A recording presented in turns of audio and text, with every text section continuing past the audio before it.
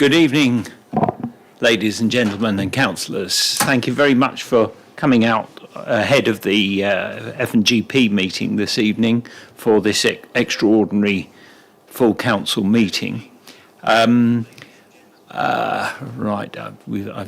councillors have just turned up, so I'm just going to pause until they take their seats. Should we carry on doing the bits about fire? Yes. As there are no members of the public here yet, the fire procedure, evacuation procedure, you all know, it's out down the way you came in and outside the Chinese chippy. I'd like to remind you that this meeting is being conducted in accordance with our standing orders. By the looks of it, we don't have any members of the public to participate. So on that note, now that we are being streamed, I shall start the meeting. Our meeting starts with any public question time. Have we had any requests for any members of the public to speak? I have an email from Save Rural Southwater, which I'll note under section item 141. Sorry. Right. Okay. On that basis, we'll move on to the next item, which is item 140. Apologies for absence. Who have we? Villis, Cole, Watkins, and Standard absent.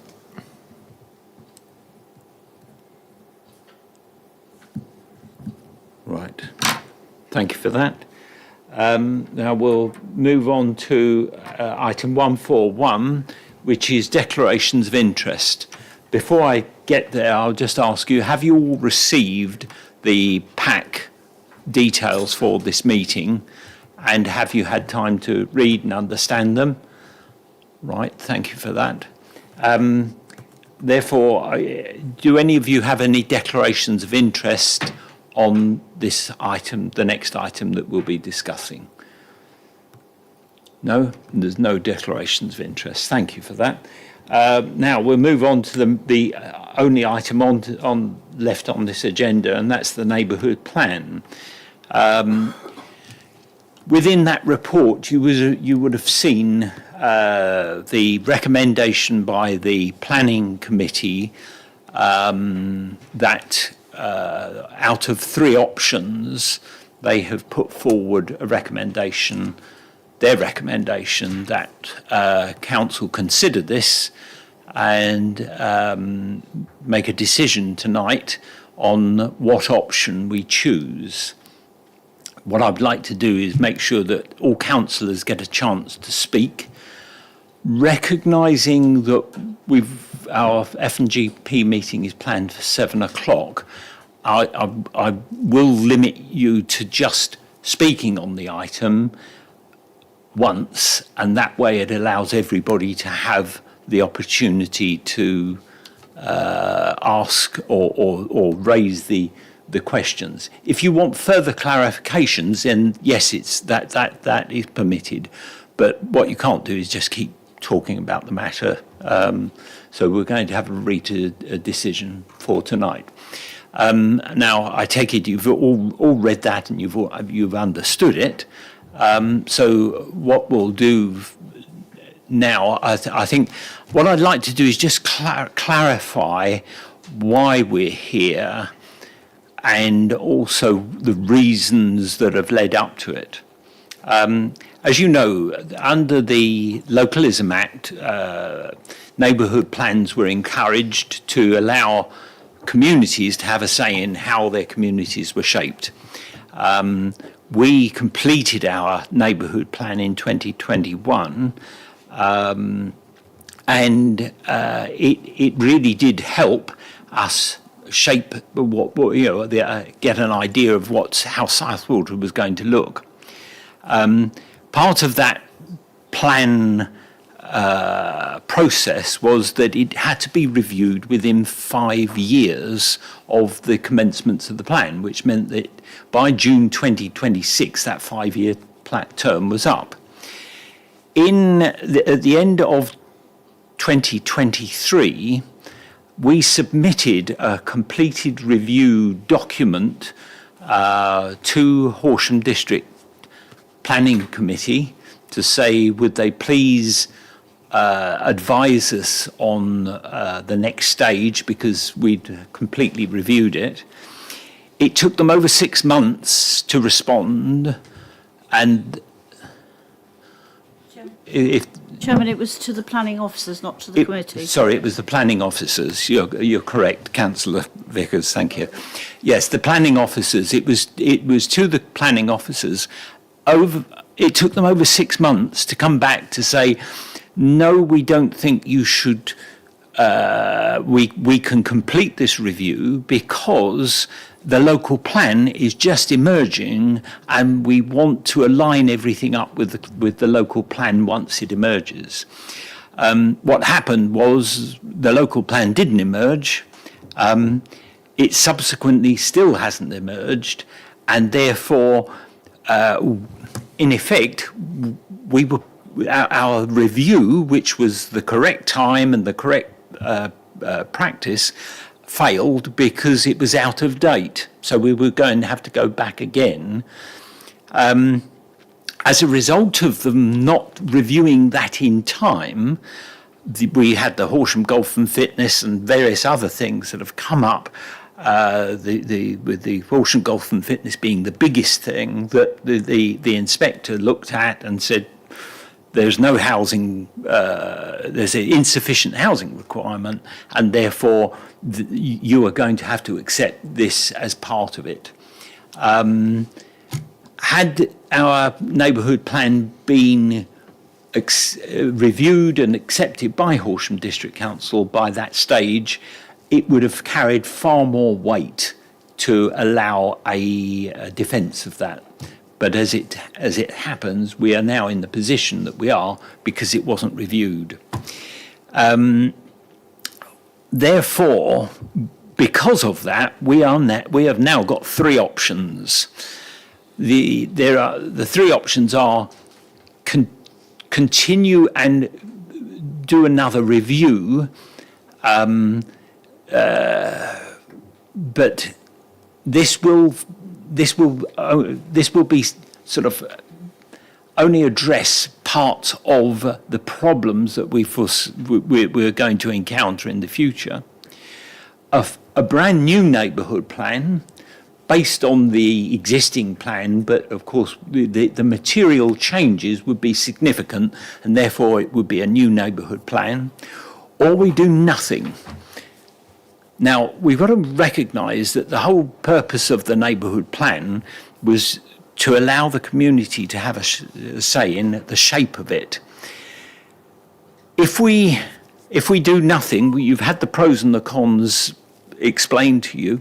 If we do nothing, then once we get to June 26, the protection we get under paragraph 14 disappears.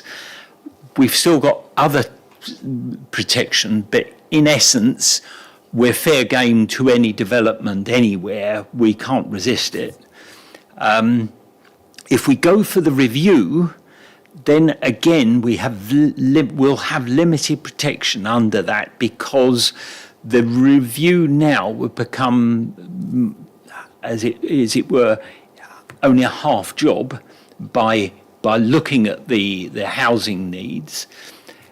So therefore, if we wish to continue and have a neighbourhood plan, we've got to have a full new neighbourhood plan in place. Now, the downside of that is that there is a cost to it. I think the estimates range between 75 and 115 from memory. So it's a fairly substantial cost. But as councillors, we've got to look at the long-term future of Southwater and how we can put in measures that protect our our village and how we want it to look. Yes, if we were purely looking at we've got no money, there is no money, we can never get any money, then an option of doing nothing might be there because we've got very little option. But we have a decision to make tonight that means that if we choose to go for a full review and a new neighbourhood plan, it will mean that the people of Southwater will have to contribute towards it. But what it does do is it provides a security for the future. What I'd like you to do now is discuss how that affects us as a council, because we're going to have to be brave in some decisions that we make. It may not be very popular immediately, but in the long term, it will provide a far more secure longevity of planning constraints within Southwater. The other part of a full review is the want, after we've decided, if we decide to go for a full review, then the want is to then link up with our neighbouring parishes, Nuthurst, Shipley, Broadbridge Heath and Itchingfield, all of those, and look at creating a sort of a hub effect where neighbourhood plans link up and therefore it provides a bigger scope. One of the problems we got at the moment is, for example, Shipley. The two developments in Shipley that have been granted, because they're falling outside of our parish, we get no benefit from those developments whatsoever. We have to provide the schooling, the access to public services, but there are no benefits.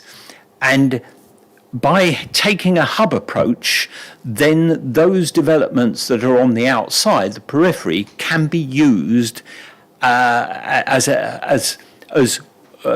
to be one connected plan to others. And at the moment, our plan is in isolation.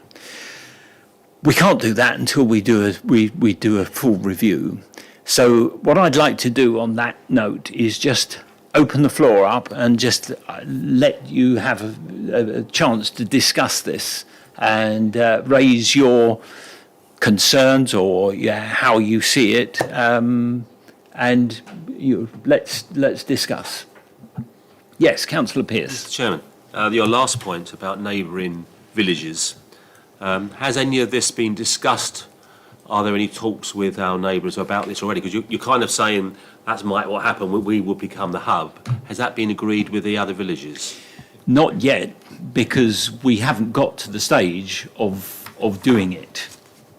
If the council's decision and resolution is to move forward with the review, then those chats with neighbouring parishes of Nuthurst, Shipley, Horsham, Broadbridge Heath and Itchingfield will take place to understand if they want to be included as part of the neighbourhood plan area for a new neighbourhood plan. But until such time, the council's made a decision on whether it wants to do anything or not. Those discussions haven't been engaged yet. Thank you. Yeah. Does anybody have any other views or? Yeah.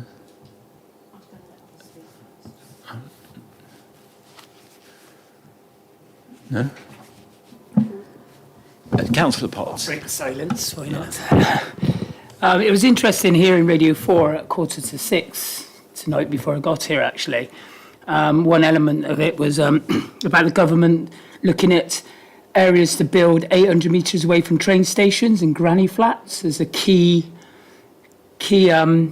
sort of focus point of a weakness for development, or a strength for development for the government anyway. And that seems quite a worry, because I believe in California 2/3 of houses now with granny flat or got granny flats attached to large areas of land. So it's just an observation, I thought, where we might need to change significantly the plan anyway because of these areas of development, which is quite a worry. And like places like Christ Hospital, where they're looking at, I'm using that as a case study, larger developments being built around Christ Hospital because it's near a train station, 800 metres away from a train station. Just food for thought, that was all. Just on that point, just so it's clear to council, the process for a full review as per option 2 would require a call for sites, which is whereby you call out to landowners, developers to say, submit your sites to form part of the new neighbourhood plan, and that forms part of the process. So something like that, the process, the power would be with the council to actually go through the evidence base in the process of saying, okay, this site we're in favour of, this one we're not, and looking at the merits. And control is taken back by the council and Southwater to say, this is how we want development to come forward. We want it near X, but we don't want it near Y.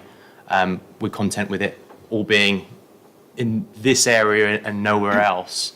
I think one thing that needs to be clear is the neighbourhood plan will need to allocate housing over and above what is already currently in there, because to comply with the current national policy planning framework, we have to conform with the housing requirement, which is calculated by a formula that central government impose. Currently, that figure, which we can get from Horsham District Council, would be to allocate 1,485 homes over a 15-year plan period. So there will be a requirement to try and find out how do we get to that figure. But by not doing this, I think Councillor Moore has already sort of mentioned it, but it will open the floodgates. And councillors just need to be aware that if option 3 is chosen to do nothing, whilst it might have a short-term gain in terms of no expense on residents over a 2-year period, you are essentially saying we accept development. And when development comes forward over the next 5, 10, 15 years, well, let's just say short-term, for over the next 3-4 years after June 2026, there are no protections because there's no local plan. And the neighbourhood plan will reach the 5-year point. So protections in paragraph 14 of the NPPF no longer provides any extra protection. So in essence, we'll be very limited in how we can actually push back against developers. So if a site comes forward, we haven't really got any weight or teeth to actually say we object to this. We can object to it on grounds of the NPPF, but the Horsham District Council's current local plan, which was made in November 2015, it's 10 years old now, and it's now technically out of date. So you can't actually object to a planning application based on any of the policies within there. So it falls back to what planning documentation will there be from June 2026? It's really just the NPPF. So, yeah. Would you, while you were on there, would you like to read the statement out from the Keep Rural Southwater? Yes, yeah. So Save Rural Southwater are in support of a new plan. They have confirmed that, I'll read it in their wording, in terms of the number of people we represent, it is probably reasonable to state that presently it is approximately 2,919 people and growing.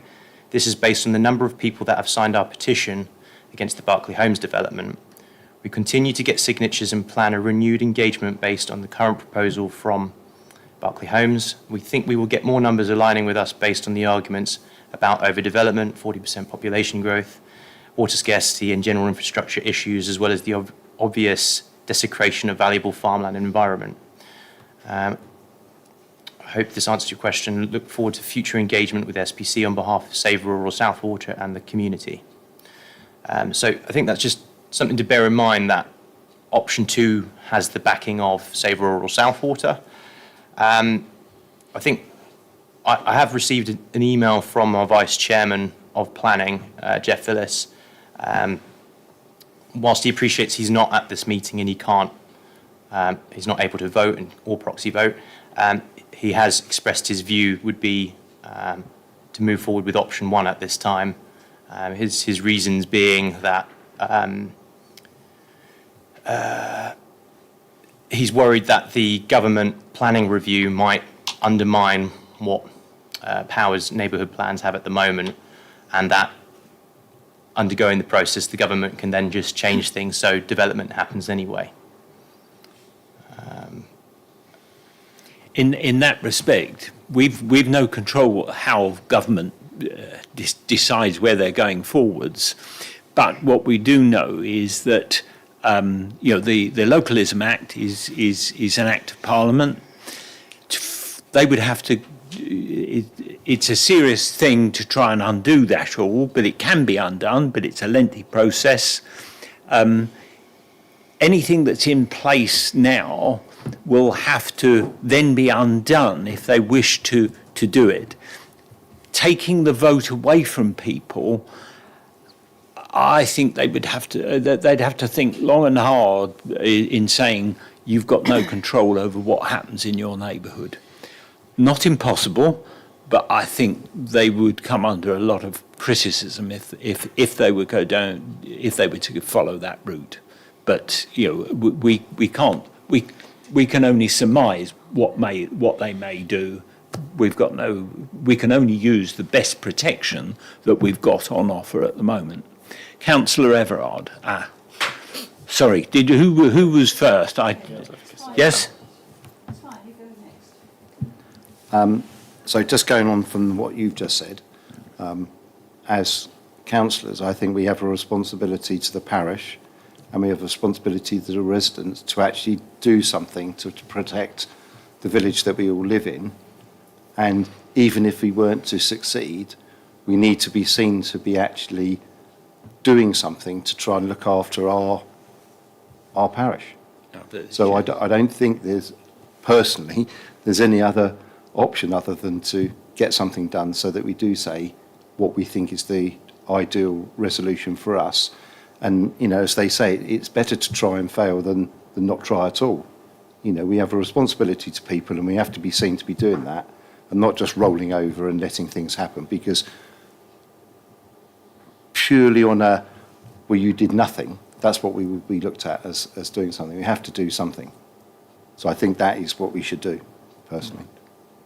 Okay, thank you for that, Councillor Everard. Councillor Vickers. Thank you, Chairman. As a matter of interest, the new guidance from the MPPF is going to be published tomorrow. It would have been helpful if we'd have seen it today, but it's going to be published tomorrow. I assume HDC have advised us that it's a good idea to continue with going for a full review, in which case I'm totally supportive of option 2.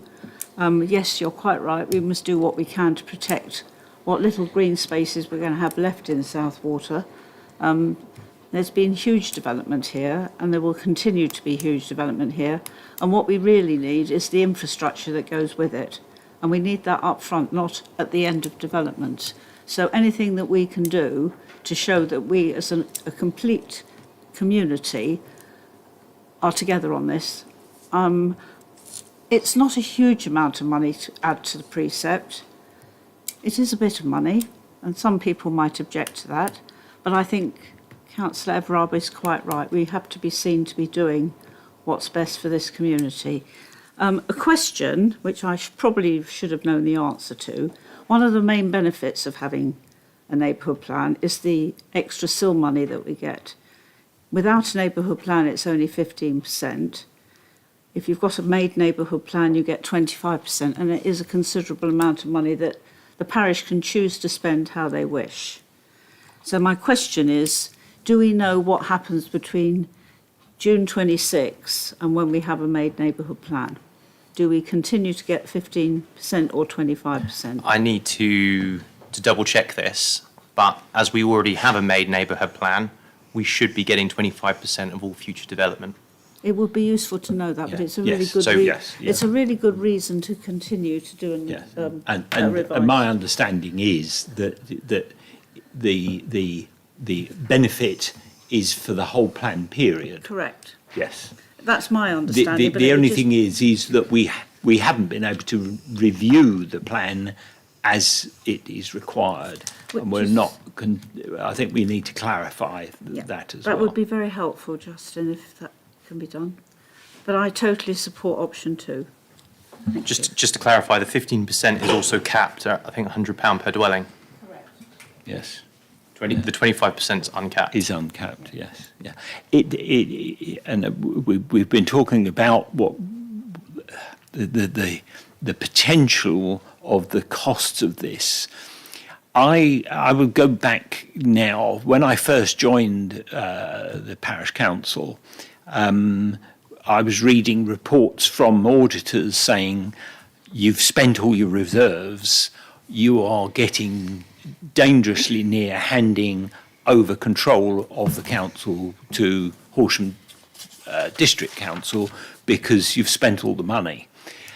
It is a problem that when you develop a lean budget or whatever, and you think you can then pay for what's in reserves, is that the reserves are there for in case, and it's there for a purpose.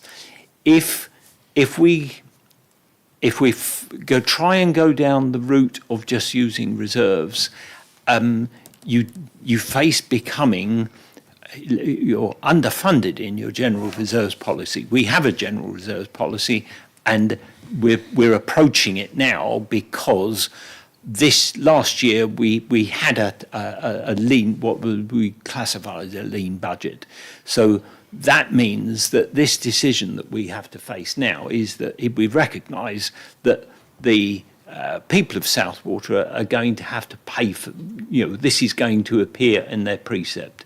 They will have to pay for this because otherwise we'll just be taking money out of reserves, which will be a wrong move, and we will be warned against it not only by our RFO but by our auditors to say it's not a good decision. Mr. Chairman, if I may, just to come back on the point of SIL. So I did circulate a report to council. It was F&GP meeting, I believe. Just trying to find out what date. 19th of February 2025. And I put the calculations in there of the difference between a made plan for SIL for the area and a no plan. So if the parish council didn't have a plan, the estimated amount of SIL for the allocation in the neighbourhood plan of 422 to 450 homes would have net the council £65,000 in SIL for the 450 homes. With the made plan, because we get 25% portion and it's uncapped, the parish council would get between 827,000 and 1 million, 1,016,000. And that's based on the current SIL rates at Horsham. Yeah. And so you can see why it's necessary to have a neighbourhood plan to ensure we get to those benefits. The probably at the moment the constraints on SIL are fairly tight. The money is there for the use of improvements that the additional burden of housing has created. Whether or not the government will relax that because it will allow local authorities to in effect spend some of that and not raise their precept, we don't know. But with the local government reorganisation, you wonder if that may be in the back of their minds. Now, Councillor Knott, I didn't see your. I know. I need a mirror or something. 'Cause when you're Yes, going, my I don't apologies. get seen anymore. I agree with Councillor Everard that it looks, that we should go down the plan. All I wanted to ask was, you've put on here we've got to sort of call for sites for this 1485 homes. Does that include some of the areas that we already know are prospectively being planned for Southwater, or are these on top of that? So the hope is we can include the housing allocation in the Berkeley Homes proposed development to help make that number. We know that what they've submitted in their pre-application plans is 1,000 homes, and it encompasses the whole neighbourhood plan area, which is 450 homes. So what Southwold is being asked in that application specifically is another 550 homes in addition to what's in the neighbourhood plan. So if you take some of the other developments we know of, so Campsfield in south of the Mulberry Fields development, and then Horsham Golf and Fitness, we would need to seek legal counsel advice on whether we can include those sites within the plan. Just a quick question. I assume this includes a new housing needs assessment. Yes. No. No. So you have two options. You either take the number under paragraph 70, I can't remember which paragraph it is, in the NPPF, 70-something, where you take the figure from the local planning authority, which is Horsham. The figure we were last communicated was 99 dwellings per year over a 15-year period, which equates to just shy of 1,500 homes. That's the total. That's one option, or the council undertakes its own housing needs assessment. Now, the only issue with the housing needs assessment is, well, firstly, there's a big cost to doing that. There's a big report. Secondly, if we refer back to the Horsham Golf Fitness Inspector's report, whilst there were errors in his approach, which Horsham's barristers have confirmed and our barristers' advice has confirmed, the way it was written, it was notwithstanding the above, due to the lamentable housing supply, blah, blah, blah. So one thing to bear in mind there is I've lost the point. This is housing needs. So the inspector did comment on the methodology used for the housing needs assessment in the neighbourhood plan, trying to re-examine a plan that had already been made at referendum, which was incorrect to do so. The issue with the housing needs assessment could be that, depending on how it's put together, that could be open to challenge when you get to examination. Which is what happened here. Yeah. So whereas if you take the number as per the NPPF, there's no arguing that because that's current planning policy set by central government. So yeah. Right, now, yes, Councillor Briley. Yeah, I was just going to say I'm supportive of a number of comments that have been made about the need to act for residents. I think if we look at the number of speculative developments that have gone through in the last couple of years, we've got Shipley Road, which is something that nobody wanted other than the developer. And there's obviously a danger, and then with Horsham Golf and Fitness as well, if we look at the Miller Homes development at Mulberry Fields, they've already come back for another bite. So they're already going in for more homes. So the danger is, without a plan, and a plan that is based on how things currently look, everyone's going to keep coming back, and what we'll end up with is lots of small developments that are growing out. And I could see the danger of Horsham Golf and Fitness. They can't go north. They're probably going to try and go south up the dual carriageway. So I think having a weight of a plan behind us that can stop developers just constantly building on and causing other developments so otherwise we're going to end up with lots of developments outside the main part of Southwater, which isn't in anyone's interest. No, we have no protection then. Apart from the national planning policy framework that is there, but if there's a housing need and the developer meets the conditions, then the development goes ahead. In effect, in the current. I was just going to add though that while I like the idea of exploring working with other parishes we have to all remember our primary concern is Southwater Yeah. and our residents that we represent. So I would say I'm supportive of a new plan, but it would be merely to explore working with other parishes and then to report back to full council. Yes, For full council to the determine. item that we're deciding is whether or not we go for a full review, not the other parts that we've been discussing, Yes. like hub. They will have to then go forward in a normal process, and council will then make those decisions. Yes, Yes, and obviously other parishes would need to pay their way because Yes, yeah. we have a large precept, they don't, because they're much smaller. So But hopefully they will see the benefit of the protections that it brings Yes. them, and that's the key part. but yeah, I'm supportive Yeah. of the proposal. Okay. All right. Well, look, would any other councillors, Councillor Brown? I suppose my concern is obviously with the amount of housing that we've had and the plan that we've got in place, that we have been told time and time again is a very good plan. I don't see how the residents will see that by rewriting the plan that we've got, that yes, it needs an update. I can't see residents seeing that as a positive when we've still had lots and lots of housing. I just feel that this should be a question that maybe our residents should decide on. I'm not saying for a moment do nothing, but I think with the way the current climate is, with everything that's going on, I still think even if we were to spend all that money on a new plan, there would it be accepted? Would it be?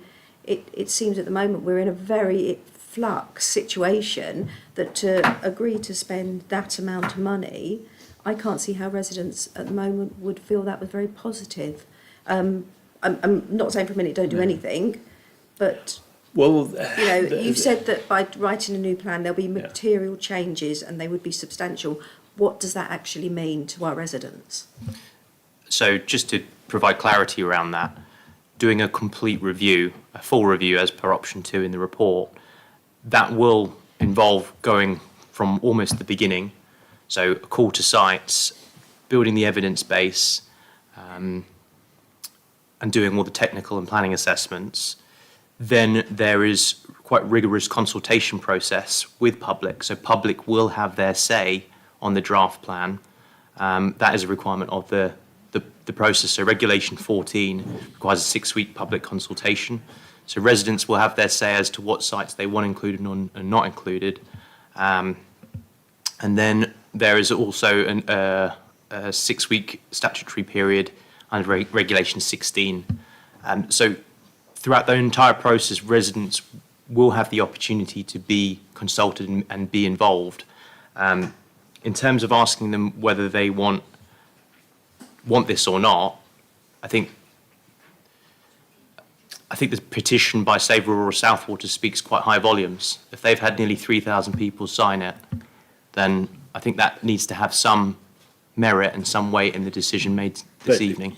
You've got to realise that as councillors, we're here to make those decisions. There will be times, and as the executive officer explained, that if we decide, then whatever we decide, if we decide to go for a complete review, the public are part of it. The public were part of the first review as well. What we've got to do as councillors is shoulder that, but we have to make the decision. You can't keep going out and asking, well, do you want us to do this or that? We're here to make some difficult decisions. There will be times that we do need to go out and get public's view, but on this occasion, I think this is a difficult decision. It's one that we've got to face up to, and it's one that is, yes, afterwards when people will say the precept has gone up, and it's, I think can you just confirm the cost of the budget, the increase in precepts this year that this will have, just so that we can... Taken in isolation, say worst case scenario, a full review is at the upper end, at the £115,000. The cost to a Band D household will be 98p per month over a 2-year period. So total cost £23 per household. Over 2 years. Yeah. What's that as a Yes. percentage per year? As a percentage Per year, of, or that increase, individual, Band B's residents?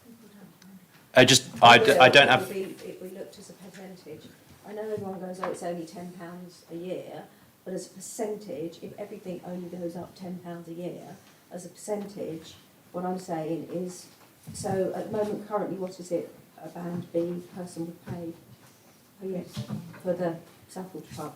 Is it were you talking about this year's current budget, or are you talking about, It doesn't matter on this year or well, that would change the percentage? this year. I guess coming back to the cost, the question is, are councillors prepared to make a resolution that retains power, gives residents a voice in how development takes place in Southwater for the expense of just shy of £1 a month per household? Or is the council prepared to do nothing and accept development? There is also Yeah, option one, one. That doesn't provide any protections under the paragraph 14 of the NPPF, unfortunately, because of the changes. So if we proceed with option 1, whilst it will smarten up the policy wording in a few policies, which I would welcome, it doesn't provide anything the parish council can do to prevent speculative development, because paragraph 14 doesn't provide. I've got councillor not just wanting one, clarification on. one final thing I wanted to say was that, as I said, I'm supportive of option 2. I think we've all realised there's not an awful lot we can do about building. It's going to happen. Whether it's forced upon us or not, we have to build more houses. I think what we need to prioritise as a council is that, like Councillor Vickers said, is that we need to be driving that we have the infrastructure built before the houses or before the properties, or in line with what we don't want is all these big developments. And then, so that's what our job is, I think, is to make sure that whether, the houses are being built, whether we like it or not, we need to make sure that actually for the people of Southwater, that we're actually getting the extra, provisions that they need to support those houses rather than in whichever way they might be. That's sort of my view. Okay. Thank you for that. Right. Well, the proposition there is the recommendation from the planning committee is that a full review of a new neighbourhood plan is commenced. You've had the details on there. You've had the chance to do it. That recommendation from the planning committee needs proposing. The councillor Nott has proposed, and that's been seconded by councillor Vickers. All those in favour of accepting option 2 as recommended in the pack that you have?